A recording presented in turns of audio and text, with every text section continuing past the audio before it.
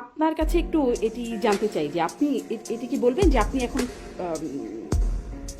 কোথায় আছেন?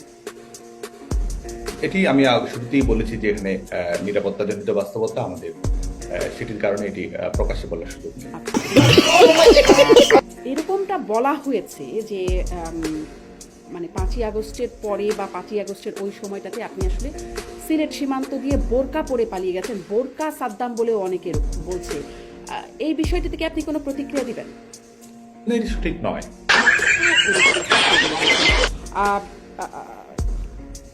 এই এই আন্দোলনের মানে মানুষের মনে, যে দেশে থাকা নেতাকর্মীদের মধ্যে এই প্রশ্নটি খুব জাগে যে যখন আপনারা আসলে নেতারা সবাই, যেটা আমি একটুখানি প্রশ্নের ধাঁচে আগের বারেও বলছিলাম, আপনারা নেতারা, শীর্ষ নেতারা সবাই দেশ ছেড়ে চলে গেলেন নিজেদের নিরাপত্তার স্বার্থে। এখনো বলছে নিরাপত্তার স্বার্থে কোথায় আছে সেটা বলবেন না।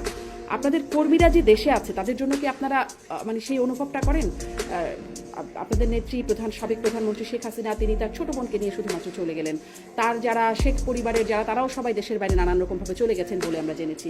এটা কি আপনারা অনুভব করেন যে নেতাকর্মীরা, তাদেরকে এখন বলা হচ্ছে এতিম লীগ? गजब बेइज्जती है।